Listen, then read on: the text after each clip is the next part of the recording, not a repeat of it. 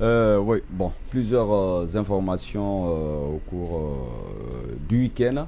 Hmm. Mais moi, je vais aller, tout à l'heure, Mohamed me provoquait, je vais aller à Mali, Mérin, là où un garde-corps du préfet a été condamné à 18 mois et Ah, assorti de 12 mois de sursis. d'accord. Et voilà, le monsieur était poursuivi au départ pour viol, mais après instruction du dossier, le juge a requalifié les faits pour retenir, comment je vais appeler ça, une infraction, une atteinte voilà, à la vie privée de l'intéressé, de la plaignante.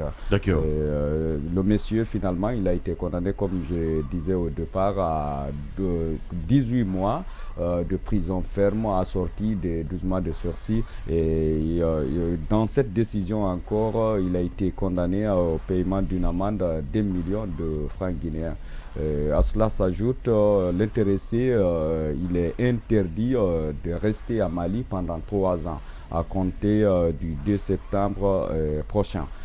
D'une maison carcérale à une autre. Venons-en maintenant à Conakry, à la maison centrale de Conakry, là où 250 détenus ont bénéficié des consultations et des soins gratuits ce week-end. Une manière d'essayer en tout cas de soigner ou bien d'entretenir très bien les détenus qui sont là-bas. D'accord. Restons toujours dans cette maison carcérale, une information à prendre avec des pincettes. Il semblerait que le capitaine Dadis, l'ex-président de la junte de 2009-2010, aurait été placé sous... voilà, il a été isolé. Il n'est plus Un isolement. en isolement. Ok. Selon nos informations, depuis qu'il y a eu ce rebondissement dans l'affaire du procès du 28 septembre, la comparution pour une deuxième fois du capitaine Marcel Guilavogui, une dame serait venue pour visiter le capitaine Moussa Dadis Camara. Il semblerait que c'était, on l'a soupçonné d'être vraiment une espionne. Selon toujours nos informations, le capitaine aurait piqué une colère noire. Donc à partir de cet instant, il a été placé en isolement. C'est cela, bon, les D'accord. informations. Donc on a sans doute compris. Mohamed, bonjour, on est avec vous. Oui, bonjour, bonjour aux millions d'auditeurs et téléspectateurs et aux internautes. En fait, je rebondis directement sur l'info que tu viens de donner en ce qui concerne un peu Moussa Dadis. Bon, on comprend que lui, déjà, quelle est sa tension, quelle est sa moralité généralement face à certains sujets, face à certaines personnes, surtout depuis quand Marcel est venu. On a vu même dans le box des accusés son comportement, l'allure qu'il est en train de prendre et tout. Donc, moi, ça ne me surprend pas que Dadis essaie de piquer une colère, Jacques, comme ça, en prison. Et moi, l'autre loupe que moi j'ai envie de dire ce matin, qui est peut-être ma loupe, c'est un peu l'obtention des cartes biométriques, qui est devenue une sorte d'arnaque aujourd'hui pour la population, ou bien une sorte de gagne-pain sur le dos de la population, parce que du paiement de la première tranche à la banque, et je vous dis déjà, parce que ce n'est qu'une seule banque qui est retenue, et il s'agit bien de Rabank, ce n'est pas une publicité, mais ce n'est qu'une seule banque qui est retenue, et allez-y à l'intérieur du pays, il n'y a pas de représentativité de cette banque à l'intérieur du pays. Vous allez partir dans certaines régions, par exemple, je prends la forêt, et quitter, par exemple, Massanta, Guéguédou, jusqu'à Zérékoré pour certaines personnes venir déposer 60 000 francs. Et après, généralement, ce qui s'est dit avec certains témoignages, c'est que après l'obtention, peut-être après le dépôt à la banque, ensuite, pour aller donner la facture dans un commissariat, et puis on te dit après que le premier dépôt n'est pas validé, que la banque soit, quand tu déposes, on te dit que non, c'est pas validé. Soit il faut repayer encore parce qu'ils se disent que quand on fait le dépôt et que ce n'est pas validé, que ça veut dire que ce n'est pas la faute, que c'est le système qui rejette. Mais pourquoi quelqu'un qui est venu payer, ensuite, si c'est le système qui rejette, ben on se demande pourquoi il va repayer encore? Réparer le système, si c'est le système. C'est qu'il est venu payer pour une première fois. Mais pour une deuxième fois encore, le système n'est pas bien. Donc, sur la chaîne, du début à la fin, il n'y a que de l'arnaque. Parce qu'arriver au niveau des commissariats où on doit peut-être faire des comment dire, non, peut-être la deuxième étape, c'est l'émargement. La deuxième étape, c'est pouvoir donner ces renseignements. Mais pour avoir ces renseignements, ou bien donner ces renseignements, afin d'avoir soit l'extrait de naissance biométrique dans les mairies, ou bien le carte biométrique, généralement, vous savez comment ça se passe dans les circuits. Vous allez trouver quelqu'un qui va vous dire tout à l'heure, non, nous allons essayer d'accélérer. Vous allez payer encore 50 000. Et en attendant des vases et viens pour la carte d'identité, vous pouvez retrouver des 160 000, vous retrouvez dans l'ordre de 200, 300, 400 000 francs. Et surtout, au niveau de la représentativité de la banque, il n'y a qu'une seule banque. Sur toute l'étendue du territoire, la banque elle représente beaucoup plus ici dans les régions et à Conakry ici. Et quand vous partez dans les localités bien reculées, vous ne trouverez pas. Parce que quand tu pars chez toi, il n'y a pas Ouraban quand même chez toi, à Malière. Il n'y en a pas. Donc, ça veut dire qu'il y a un couac, il y a un problème. Et ce sont ces chaînes de problèmes qui font aujourd'hui que l'État, généralement, il prend des décisions sans mûrir la décision. Après, on revient pour dire qu'on repousse. Vous avez vu la scène récemment, l'immatriculation et la rématriculation, parce que ça n'a pas été mûri, ça n'a pas été étudié. Comment obtenir cette plaque, comment la population, quel est le revenu de la population afin de rentrer en possession de ces documents sécurisés. Parce que ce sont des études qui n'ont pas été faites. On se lève un beau matin et puis on se dit que non, on est prêt à rentrer dans un système, mais c'est-à-dire il n'y a aucun préalable pour comprendre, ou bien aucune sensibilisation au niveau de la population pour comprendre comment rentrer dans ce nouveau système. Et là, il y a de l'arnaque qui ne dit pas son nom, surtout dans l'obtention de ces documents sécurisés. Et ce matin, je me limite seulement à la carte biométrique et puis à l'extrait de naissance biométrique. Vous vous souviendrez aussi que lors du recensement des fonctionnaires à l'intérieur du pays, c'était la même chose. Il fallait, pour avoir la carte d'identité biométrique, il fallait aller te recenser dans la banque. Il y a des gens qui quittaient dans les confins de Panziazou ou bien quelque part pour venir, il n'y avait rien. Il fallait partir jusqu'à Zérekoré pour passer 3 jours. On a ce problème au niveau effectivement de la procuration, de se procurer effectivement de ces différentes pièces. Mais un gros problème. Nous allons suivre ça de près, on fera de ça un débat sur ce plateau. Alors je poursuis avec les loupes. Diané, bonjour à toi. Oui, bonjour Christian. Et la première loupe aujourd'hui nous envoie du côté de Dakar, où Ousmane Sonko n'en finit pas avec ses péripéties judiciaires. Et le vendredi, il a été arrêté et après avoir effectué sa prière. Donc, du retour à son domicile à la maison où il avait trouvé un contingent de gendarmes qui avait au préalable n'est-ce pas, qui avait quitté parce que sa maison était encore sous contrôle donc policière et gendarme. Donc il était surpris de retrouver que ces mêmes forces étaient revenues. Et avec une conversation chaude d'une gendarme qui, pour lui a fait des prises de photos. Et donc il insistait auprès de cette dernière d'effacer les photos dans le téléphone, ce qui a créé une altercation verbale donc, entre les deux. Et après cela, il fut arrêté et conduit donc à la maison d'arrêt donc de Dakar, où le procureur s'est fendu plus tard avec un communiqué donc, qui est revenu, n'est-ce pas, pour étayer, mettre en exergue les charges donc, à lui repousser.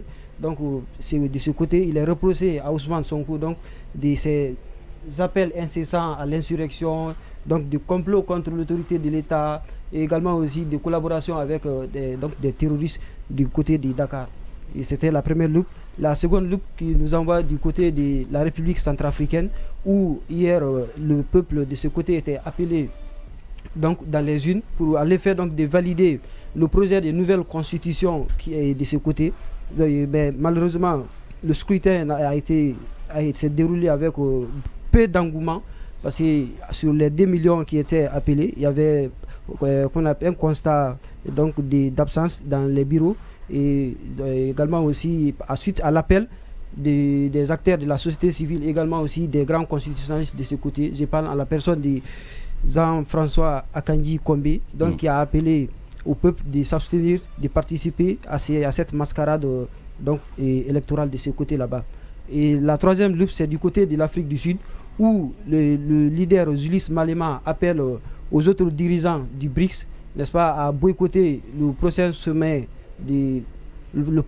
donc, du BRICS qui doit se tenir au mois d'août à venir à Pretoria, et par solidarité à Vladimir Poutine, qui reste sous la menace donc de la Cour pénale internationale, parce que vous savez que depuis l'invasion ukrainienne, Vladimir Poutine fait l'objet d'une poursuite de la part de cette institution judiciaire internationale, parce que l'Afrique du Sud était un État signataire donc de cette convention, et donc de facto ou de jure dès son arrivée, donc ça pourrait créer donc des ennuis diplomatiques entre les deux États. Donc il est sollicité donc de ce côté à ce que les autres dirigeants fassent solidarité à Vladimir Poutine. Simon Pierre, et bonjour à toi. Bonjour Desco. Et la loupe, nous allons du côté du Niger. Il faut le rappeler que la France a également annoncé la suspension d'une aide au développement, et également l'Union européenne également. La France a suspendu cette aide qui s'élèverait à plus de 120 millions d'euros au cours de l'année 2022, et l'Union européenne également à son tour a également suspendu son aide au développement à hauteur de 503 millions d'euros en 2021 et 2024, et c'est ce qu'il faut rappeler du côté du Niger. Toujours pour poursuivre du côté du Niger dans la même lancée que Ghané, on parlait tout à l'heure du référendum qu'il y a eu en Afrique centrale, et déjà on attendait 1,9 million d'électeurs. Il faut le rappeler déjà que le projet de la nouvelle constitution qui fait l'objet de vote, à ce niveau-là, on a quitté du mandat de 5 ans pour se retrouver à 7 ans. Donc il y a une abstraction d'aller voter du côté de l'opposition et du côté également des forces vives de la nation de ce côté. Donc ça pourrait être avalisé sans l'opposition. Ça, c'est une autre préoccupation future qu'on va certainement, effectivement, en Centrafrique, qu'on pourrait bien décrypter avec le temps. Yacine, bonjour à toi, mon ami. Bonjour Desco, bonjour à tous. Alors, moi, je vais diriger ma loupe vers une situation qui se vit actuellement dans notre pays. Après ces pluies-là, il y a des agents de DDG qui se livrent à de l'arnaque dans les concessions. Vous savez, un fonctionnaire, son travail, c'est de rendre service et de ne pas attendre forcément quelque chose en retour, parce que justement, il y a le contribuable guinéen qu'il perçoit à la fin de chaque mois. C'est-à-dire que quand quelqu'un est directeur, il ne doit pas faire payer parce qu'il signe un papier.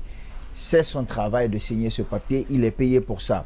On ne devrait pas payer parce qu'on est parti demander une quelconque information dans une quelconque structure.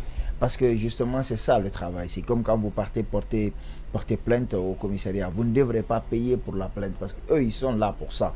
Ouais. Mais ce qui se passe aujourd'hui, c'est que au niveau des DG, c'est devenu récurrent. Vous savez, quand il y a les grandes pluies, les poteaux, les fils qui se trouvent au niveau des poteaux sont souvent pas bien attachés. Et il faut déjà préciser que je ne parle pas du fil des fils qui se trouvent à l'intérieur des concessions. Parce qu'on me dira tout de suite que la responsabilité de EDG s'arrête au niveau des poteaux et pas au niveau des concessions. Ouais. Ça se comprend parce qu'ils veulent décliner toute responsabilité vu les branchements anarchiques et clandestins qui existent chez nous. Et donc, puisqu'il n'y a pas une hiérarchie, une norme d'installation chez nous, juridiquement parlant, j'ai même entendu le directeur parler récemment de la possibilité de légiférer sur cette question. Pour l'instant, la responsabilité des DG s'arrête au poteau. Et donc, je vais m'arrêter au poteau, là où leur responsabilité s'arrête. Les pluies ont dérangé des lignes. Et là, je ne parle pas de bénévoles qui passent dans le quartier, qui connaissent en fait l'électricité, qui soit ont appris dans le tas où on fait ça comme formation à l'université ou dans les écoles techniques de formation. C'est des gens en fait, les gens sont partis les chercher au niveau de leur agence, notamment du côté de Dixine par exemple, pour qu'ils viennent dépanner l'électricité au niveau des poteaux. Et quand c'est signalé, parce que normalement vous ne devez pas chercher quelqu'un dans le quartier pour monter sur les poteaux et régler l'électricité. Donc les gens se rendent dans les agences pour envoyer des agents, juste pour vérifier, parce qu'il y a eu un problème par endroit, des gens n'avaient pas le courant, et il y en a, la tension était énorme, vous ne pouviez pas. Non, on a passé 2 jours presque sans courant. Et bizarrement, lorsque le courant part, on n'a plus de réseau. Et pour certains, lorsque le courant est là, c'est que la tension est si faible que vous ne pouvez même pas allumer votre poste téléviseur. Alors, les agents de EDG sont venus sur recommandation de leur direction, bien entendu, après que les gens soient partis les chercher. Ils sont montés sur les poteaux juste pour arranger le fil, arranger la tension. Et quand ils sont descendus, ils rentrent en fait dans les concession par concession, et réclament 150 000 francs aux personnes. Wow. Je trouve que ça, ce n'est pas normal. C'est quelle partie de Dixine? Parce qu'il faut toucher là où ça fait mal. C'est vers Dixine Mosquée. C'est vers Dixine Mosquée. C'est l'agence de EDG qui se trouve avant l'échangeur, là, sur la droite, quand tu quittes la ville. C'est de là que les gens ont quitté et sont partis arranger. Si vous prenez ça, vous faites 10 concessions, vous avez combien? Ça fait 1,5 million tout de suite là. Alors qu'ils sont payés justement pour venir dépanner.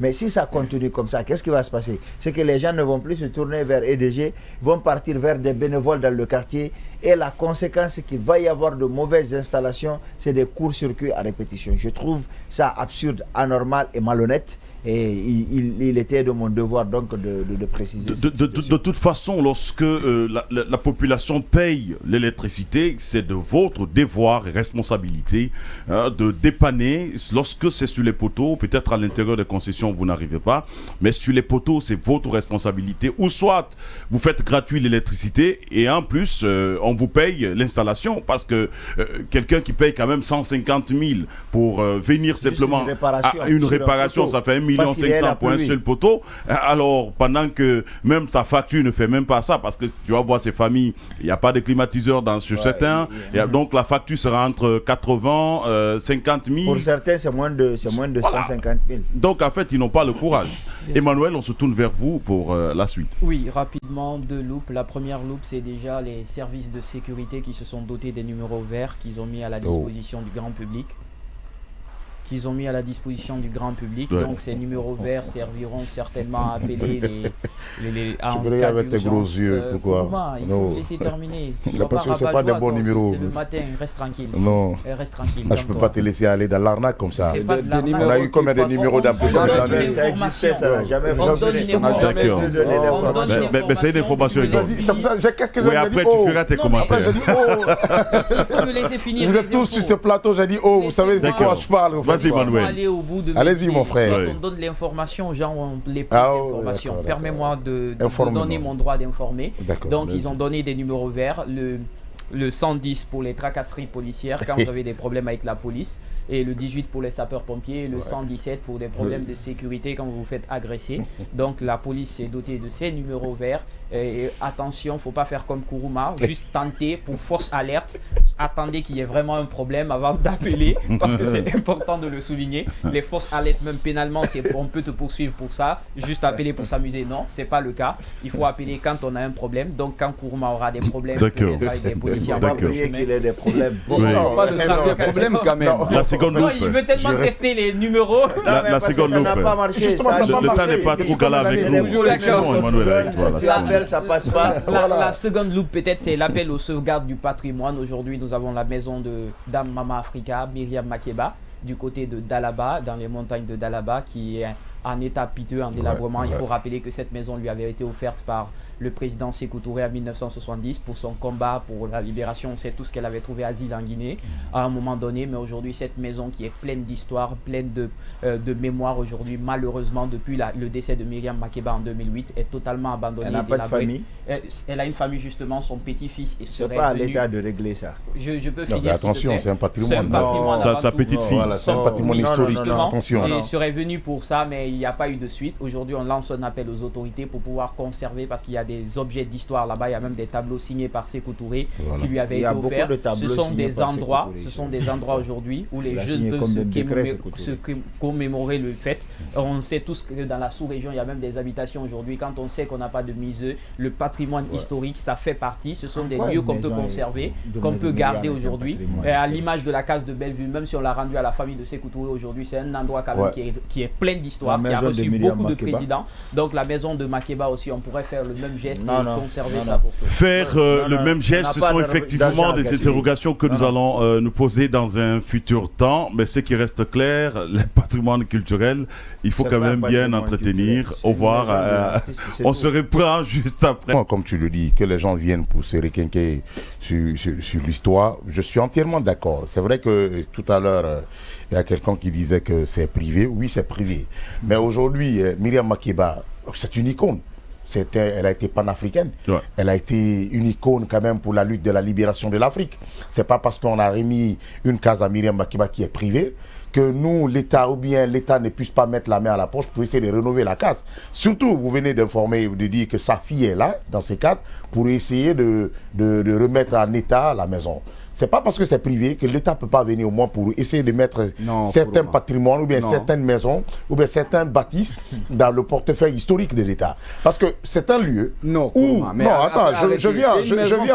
C'est une maison personnelle. Je l'ai dit. Regarde même la case là. Toi-même, tu peux refaire la case là. Je suis en train de dire, c'est pas seulement l'État. Il y a les personnes de bonne volonté. Et la maison de Almami Samori Touré du côté de Kérouané. Je suis entièrement d'accord qu'il faut dénoncer ces bâtisses aujourd'hui qui sont en ruine. Ce sont des bâtisses des panafricains qui sont restés. Je suis d'accord avec toi. Almami Samori Touré n'a pas été plus que panafricain. Non, je te dis, il faut dénoncer aujourd'hui ces bâtisses qui sont en ruine. Que ce soit la maison privée d'Ahmed Sékou Touré, la maison privée à Ferrana qui est abandonnée. Au moins, l'État ou les personnes de bonne volonté peuvent mettre ça quand même à l'actif de la nouvelle génération pour comprendre l'histoire. C'est un pan de l'histoire guinéenne. Et deuxièmement, la maison privée de Sékou Touré et d'Almami Samori Touré qui est en ruine. Je pense bien. C'est une histoire qui est en train d'être effacée. Parce que si la maison là. Non, je suis allé à Kérouané, j'ai même vu le puits où sa femme puisait de l'eau qui existe mais qui est à l'abandon. Ne serait qu'un simple reportage. Si tu sais pas, j'ai même pas fait un reportage. Tu m'as posé une question. C'est même pas un reportage que j'ai fait. J'ai fait un documentaire. Tu peux aller sur le site Guinée 360. Certainement, ça date de 2 ou 3 ans. Tu vas voir mon reportage sous l'arbre où il faisait même sa réunion. Tu vas voir mon reportage avec le guide qui était là. Quoi encore? Donc, deuxièmement, ce sont ces bâtisses privées aujourd'hui qui sont en train de partir en ruine, où les personnes de bonne volonté, ou l'État, ou même ces enfants peuvent être interpellés, au moins pour mettre ça dans le portefeuille historique de notre pays. Sa petite fille a combien pour réparer la maison? Heureusement que la petite fille de Myriam Makeba est aujourd'hui en Guinée là, pour tenter quand même de remettre ces bâtisses sur pied. Je pense bien, l'État aussi son rôle, c'est de dire on peut t'accompagner. C'est un accompagnement. On a beaucoup de malades. L'État peut faire un accompagnement. T'as dit mon ami, s'il te plaît. Non, je comprends aujourd'hui. Je comprends aujourd'hui que ceux qui sont pour. Non, je vais dire ce mot, laisse-moi dire ce mot. Je comprends aujourd'hui que c'est des personnes qui n'ont pas fait la maternelle. Parce que généralement, quand nous on était très petits à la maternelle, il y avait des sites privés où on partait faire des excursions. C'est pas parce que l'État ne mettait pas la main, mais au moins ça peut permettre à la nouvelle génération de faire des excursions. Oui. Alors, ça me fait rire combien les gens peuvent être émotifs. Alors, Myriam Makeba, je n'ai rien contre elle. C'est une icône, je suis d'accord. On peut dire tout ce qu'on veut, on peut lui tresser tous les louanges. Je n'ai aucun problème avec ça. Mais moi, je veux qu'on soit clair. En Guinée, il y a combien d'icônes, il y a combien de personnes qui ont marqué l'histoire de ce pays-là? Et d'ailleurs, il faut rappeler combien d'icônes ou écoles. Oui. Myriam Makeba a marqué l'histoire de l'Afrique du Sud. Et parce que le contexte se prêtait, elle est venue en Guinée pour pouvoir en faire une base arrière pour son combat contre l'apartheid. C'est comme ça qu'elle a été adoptée chez nous. C'est comme ça qu'on lui a offert une maison. Bon, pas une adoption. Il ne faut pas oublier. Non, c'est une adoption. Oui, c'est une adoption. C'est une manière de l'accepter. Non, mais c'est pas une adoption, c'est quoi? Il faut plutôt parler donc d'hébergement. C'est une forme d'adoption parce qu'elle a même eu. Non, c'est pas l'adoption. La différence c'est une adoption en quelque sorte. Non, c'est pas une adoption. En tout cas, vous parlez avec des juristes, donc comprenez. C'est pas une adoption.